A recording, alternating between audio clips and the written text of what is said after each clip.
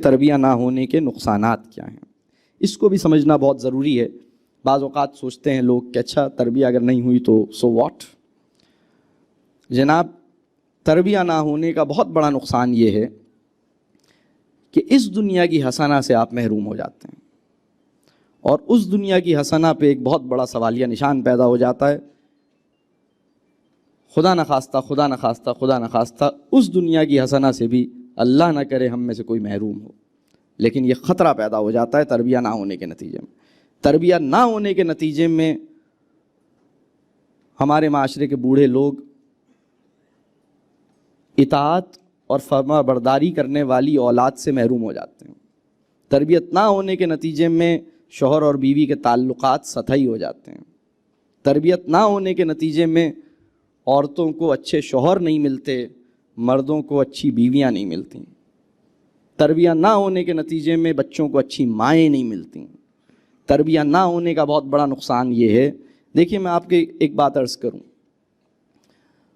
اس وقت کا جو سسٹم ہے، اور سسٹم سے میری مراد صرف ایجوکیشن سسٹم نہیں ہے، اس سے میری مراد یہ ہے کہ دنیا جس انداز سے اس وقت شیپ لے چکی ہے اور جس طرح سے دنیا میں جو فورسز اس وقت دنیا کو رن کر رہی ہیں، اس میں سب سے مؤثر فورس کا نام ہے مارکیٹ فورسز۔ مارکیٹ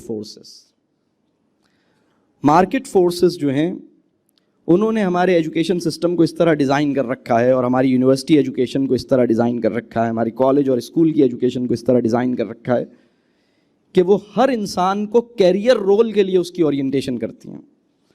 ہمیں اپنے کیریئر رول میں خوب سے خوب تر بننا ہے، یہ ہمیں سکھاتی ہیں۔ ہمیں کسٹمر سیٹسفیکشن سکھاتی ہیں، بلکہ نعوذ باللہ ہمیں کسٹمر از گاڈ جیسی احمقانہ باتیں سکھاتی ہیں۔ کلائنٹ جتنا گھٹیا انسان ہو، اس کا دل جیتنا تم پہ فرض ہے، اس کی احمقانہ باتوں پہ سر ہلانا تم پہ واجب ہے، اس کی بے اصولی کو مسکرا کے برداشت کرنا تم پہ لازم ہے۔ کلائنٹ کو خوش کرنا اور باس کو راضی رکھنا ہماری ایجوکیشن اگر کوئی آخری بڑی چیز سکھاتی ہے تو وہ یہ سکھاتی ہے۔ مارکیٹ فورسز کی ضرورت یہ ہے کہ ہم میں سے ہر انسان اپنے کیریئر رول کے لیے پریشان رہے اور اپنے کیریئر کو اپنی زندگی بنا لے۔ جناب میں آپ سے عرض کروں، زندگی میں کیریئر ہوتا ہے، کیریئر میں زندگی نہیں ہوتی۔ کیریئر زندگی نہیں ہوتی۔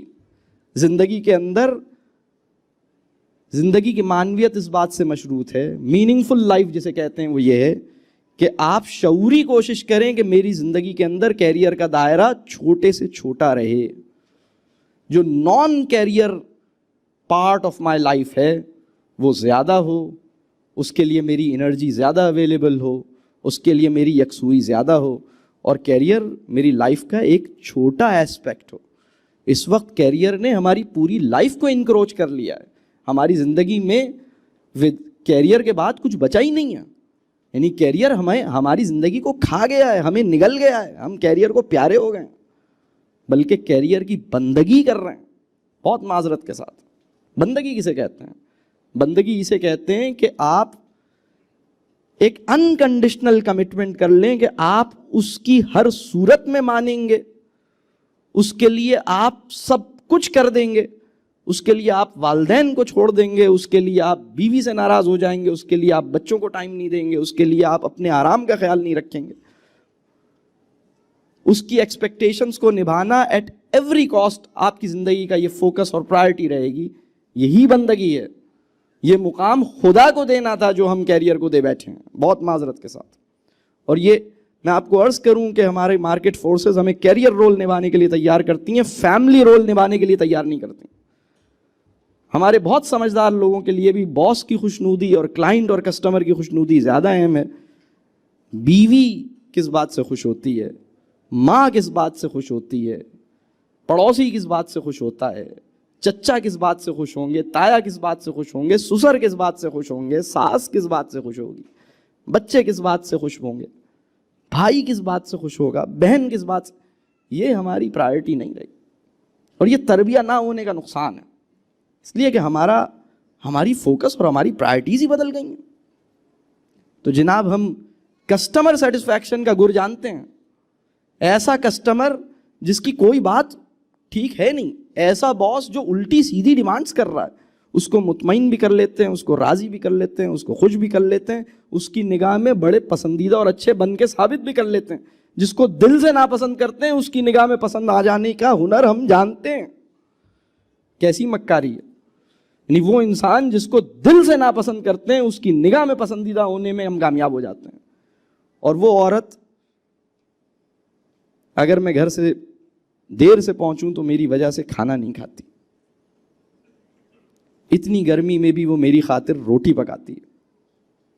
وہ بچے جو سوچتے رہتے ہیں کہ ابو آئیں گے تو ابو کے ساتھ کھیلیں گے. Spouse satisfaction, parent satisfaction, family satisfaction, اس کی کوئی لیاقت ہمارے اندر نہیں ہے. ہمیں کمانا سکھایا گیا, خوش رکھنا تھوڑی سکھایا گیا. ہمیں پیسے دینا سکھایا گیا ہے, محبت دینا تھوڑی سکھایا گیا ہے. یہ ہمارے پرابلمز ہیں, بڑا پرابلم ہے ہمارا. یہ ہمارے لیے چیزیں اور کام اہم ہیں, انسان اہم نہیں ہے. اور آپ بہت سمجھدار لوگوں سے ایسی احمقانہ باتیں سنیں گے, کام امپورٹنٹ ہے, چیز امپورٹنٹ ہے. نہیں جناب, انسان امپورٹنٹ ہے, انسان امپورٹنٹ ہے. میں ایک واقعہ میرے ذہن میں اور آ گیا. ایک صحابی تھے, ایک غزوے سے رسول اللہ صلی اللہ علیہ وسلم جب واپس لوٹے, ایک صحابی تھے مدینے میں جن کا نام آپ نے سنا نہیں ہوگا. بہت غیر معروف صحابی تھے. اپنی شکل و صورت میں بھی بہت واجبی سی شکل و صورت تھی, قد بھی بہت چھوٹا تھا, خاندانی بیک گراؤنڈ بھی کوئی بہت بڑا نہیں تھا, غریب سے عام سے آدمی تھے. بالکل جسے سوسائٹی میں ایک بالکل سمجھ لیجئے کہ ایک ایسا آدمی جس کو سوسائٹی میں کوئی امپورٹنس, کوئی اسٹیٹس, کوئی ویلیو حاصل نہیں ہوتی, اس طرح کے آدمی تھے. لیکن رسول اللہ صلی اللہ علیہ وسلم کے صحابی تھے. غزوے سے واپس آئے, سارے صحابی جمع ہوئے. اس کا اندازہ کیا کہ کون شہید ہو گیا اور کون نہیں ہوا.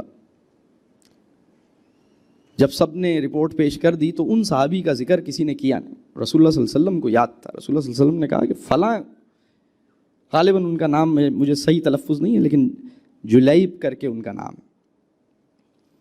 ان سے پوچھا گیا کہ بھئی آپ ان کے بارے میں, وہ کہاں ہیں؟ تو پھر ڈھونڈا گیا انہیں, اور وہ بھی شہید ہو چکے تھے, اور پھر ان کی تلاش کی گئی. جی کیا فرمانے؟ جلبیب. ہاں, میں کچھ نام میں مجھے غلطی, بہت جزاک اللہ الخیر, جلبیب.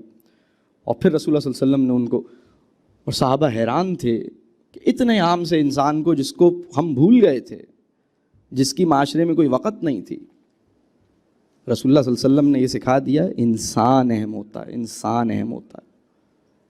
انسان کو پوری توجہ چاہیے, انسان کے ساتھ تعلق بنانا ہوگا, انسان کا دل جیتنا ہوگا.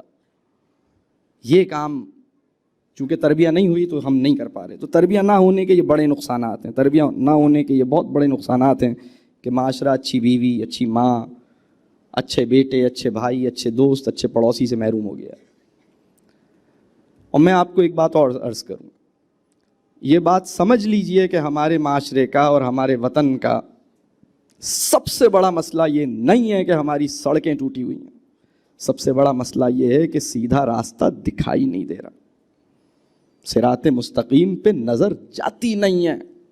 سب سے بڑا مسئلہ یہ نہیں ہے کہ گٹر بہہ رہے ہیں, سب سے بڑا مسئلہ یہ ہے کہ میرے نفس میں آلودگیاں بھری ہوئی ہیں.